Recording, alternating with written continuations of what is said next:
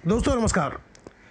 BBC Hindi news ने आज से महज 4 महीना पहले जनता से जुड़े मुद्दे को प्रमुखता से उठाया था, जिसमें सैकड़ों लोग ठगी के शिकार बन गए थे इस आस में कि उनको उनका आशियाना मिल जाएगा। लेकिन यह मामला अब अदालत में पहुंच गया है और अदालत के कुछ फैसले आए हैं, जिसमें इस सारी बातों का खुलासा किया है वकील साहिबा ने एक पत्रकार परिषद में। देखें उन्होंने क्या कहा और कैसे लोगों की उम्मीद बन गई है। आज के प्रेस कॉन्फ्रेंस का जो रखा है आप लोगों ने कि ये जो प्रोजेक्ट है 12 साल हो गए जी, प्रोजेक्ट अटका हुआ है, इसके ऊपर एफआईआर दर्ज भी हुई है। कहाँ तक ये मैटर जो पहुंचा है? मैं स्टार्ट से आपको ब्रीफ देती हूँ। मेरिडियन हाइट्स करके एक प्रोजेक्ट है एंड ये कंस्ट्रक्शन कुछ 2000 इसमें एक कंप्लेंट है जो 2008 से जो मेरे पास जितने भी जो सारे परचेसर है, अकॉर्डिंग टू देम 2008 में उन्होंने वहाँ पर फ्लैट परचेस किए थे। 2008 से 2024 में उनको प्रॉमिस किया गया था कि ये प्रोजेक्ट कंप्लीट हो जाएगा और उन्होंने जो भी परचेस किए हैं उनको उनके रिस्पेक्टिव फ्लैट्स मिल जाएंगे। बट 2014 तक कोई काम नहीं हुआ, कुछ भी नहीं हुआ। ये जितने भी परचेसर थे सारे बिल्डर्स के चक्कर लगा रहे थे, रिक्वेस्ट कर रहे थे कि सर हमें अपडेट दीजिए क्या होगा। 2014 से लेके 2022 में कुछ 8 साल का गैप है। इस दौरान भी कुछ हुआ नहीं, कुछ काम बिल्डर ने किया नहीं है। कॉन्स्टेंटली जितने भी परचेजर है उनको सिर्फ ओरल कम्युनिकेशन करके दिलासा दिया गया है कि उनका जो भी उन्होंने पैसे इन्वेस्ट किए हैं उनको फ्लैट तैयार होकर मिल जाएगा। बट अगेन पहले 2008 से 14 6 साल का डिले था। उसके बाद 2014 से लेके 22 तक 8 साल का डिले था। कंप्लेनेंट जितने भी हमारे हैं ये सारे परेशान हो गए थे। ये दर दर भटके, फिर इन्होंने पुलिस की हेल्प ली। सबसे पहले इन्होंने 2022 में एक कंप्लेंट दिया। ये कंप्लेंट अबोली पुलिस स्टेशन में हुआ। वो कंप्लेंट ये इसीलिए था ताकि ये एफआईआर में कन्वर्ट हो। आई थिंक वो कंप्लेंट से एफआईआर के बीच का ट्रांजेक्शन कुछ 1 साल का है। 1 साल लगा एक कंप्लेंट। अगर आप देखेंगे तो कुछ 139 बायर्स है इसमें, मतलब ये तो इमीडिएटली इसमें एफआईआर हो जाना चाहिए था। बट उसके बीच में भी वापस 1 साल का उन्होंने गैप लिया। ऐसा गैप क्यों रखा है पुलिस ने? क्योंकि इतना गैप रखना मतलब क्यों? एक्चुअली अगर देखा जाए तो ये तो पुलिस का जॉब है।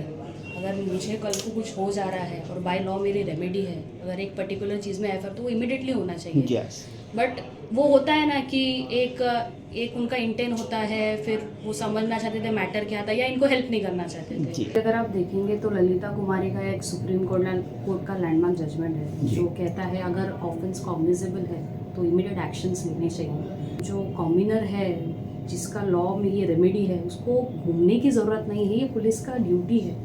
बट अब I will leave it to up them. मैं क्वेश्चन नहीं कर रही हूँ, बट अब ये समझने की बात है कि एक कंप्लेंट से जहाँ पर 139 बायर थे और ये मैटर कुछ 10 करोड़ के ऊपर सरपास करता है, पुलिस ने क्यों वो कॉल लिया नहीं है और 1 साल का गैप क्यों? तो आई थिंक ये वही एक्सप्लेन कर पाएंगे मुझसे बेटर।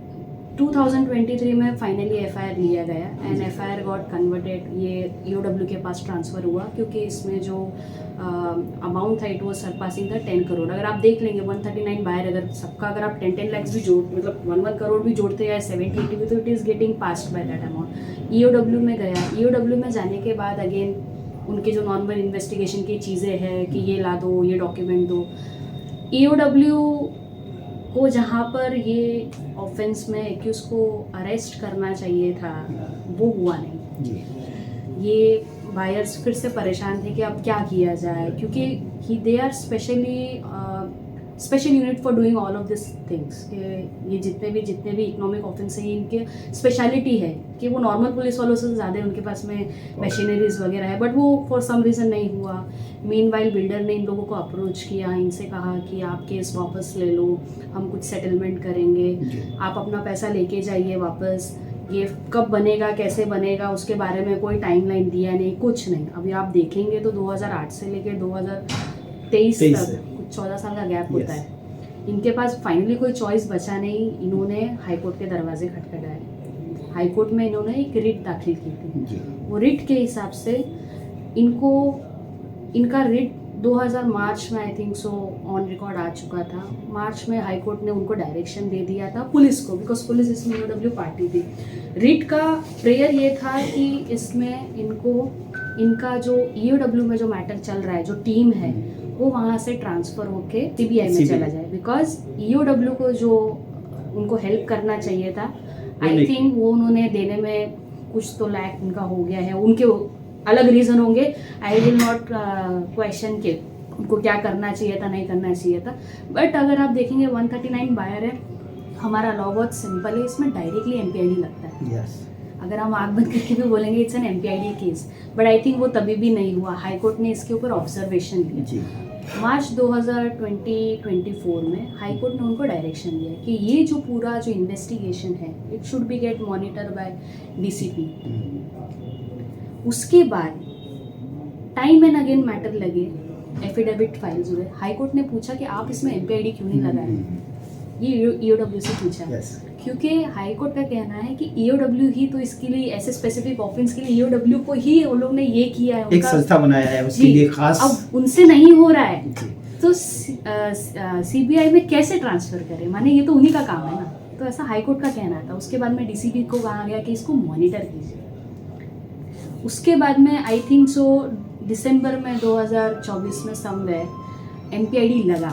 वो लगने का रीज़न भी हाई कोर्ट है, क्योंकि हाई कोर्ट सामने से टाइम एंड अगेन पुलिस से यही पूछ रही है कि आपने क्या स्टेप्स लिया, आपने अरेस्ट क्यों नहीं किया, आपने क्यों नहीं एमपीआईडी लगाई, ये हम क्यों आपको डायरेक्शन दें, बराबर। आपने क्या सीज किया है, क्या रिसोर्स है, करंट स्टेटस क्या है। ये सारे क्वेश्चंस हाई कोर्ट ने टाइम एंड अगेन किया है ईओडब्ल्यू से, जी हाँ। जो उन्होंने उनके एफिडेविट के दौरान उन्होंने बहुत सारे उनके रिप्लाई फाइल किए हैं। जी, मैंने सुना है कि उनके कुछ जब ये एफआईआर दर्ज हुई है तो उनके बैंक में 42 करोड़ रुपए था। जी 42 करोड़ रुपए पुलिस अगर इस पे एक्शन लेती या ईओडब्ल्यू एक्शन लेता तो 42 करोड़ कम से कम इन जो मिनटे में उनको तो मिलता।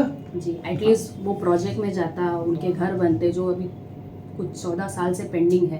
बट पुलिस उनके जो इन्वेस्टिगेशन में आई थिंक वो उस टाइम पे वो अकाउंट सीज नहीं कर पाया जब इनके पास में पैसे थे। बट ट्रांजैक्शन उनके जितने भी बैंक अकाउंट्स उन्होंने डाले हाईकोर्ट में, सब में आप देखेंगे तो किसी में 40 करोड़ का ट्रांजैक्शन है, किसी में 30 करोड़ का ट्रांजैक्शन, 20 करोड़ का।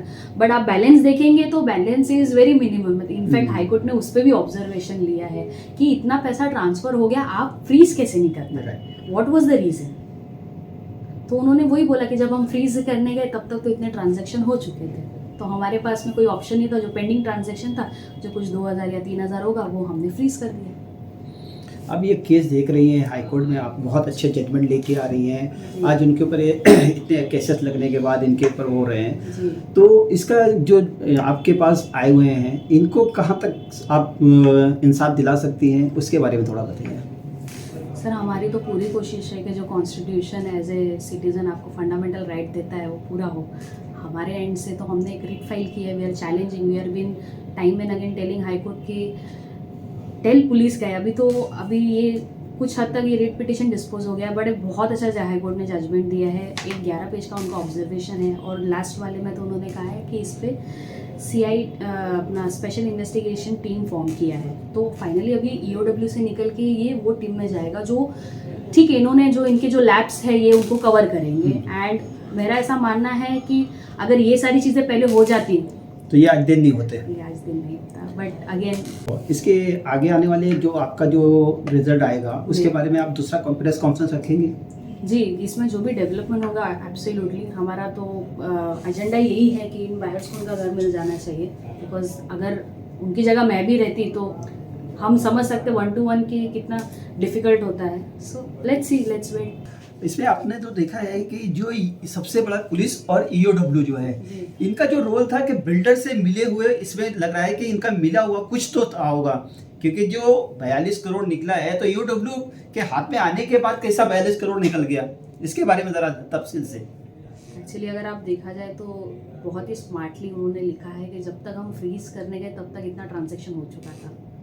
तो जब वो फ्रीज करने गए तो कुछ बहुत मिनिमम अमाउंट था, मतलब उस नॉर्मली एक इंडिविजुअल के बैंक अकाउंट में से ज़्यादा बैलेंस होता है। बट नो प्रॉब्लम, इसमें हम लोग डेफिनेटली एक्यूज़ के पीछे जाने वाले हैं बिकॉज और इसमें हमने ईओडब्ल्यू को भी पार्टी बनाने वाले हैं बिकॉज उनका रोल था जो आई थिंक सो वो कहीं तो लैप्स हो गया, इसलिए हम लोग को पिक्चर में आना पड़ा है। That's why they are on at mercy of high court. High court ने बहुत ही अच्छा इसमें ऑब्जर्वेशन लिया है and thanks to high court हमारी जो एक्सपेक्टेशन थी उससे ज़्यादा ही हाई कोर्ट ने हमें दी। तो ये आगे तक जब तक हम लोग एक्यूज़ इसमें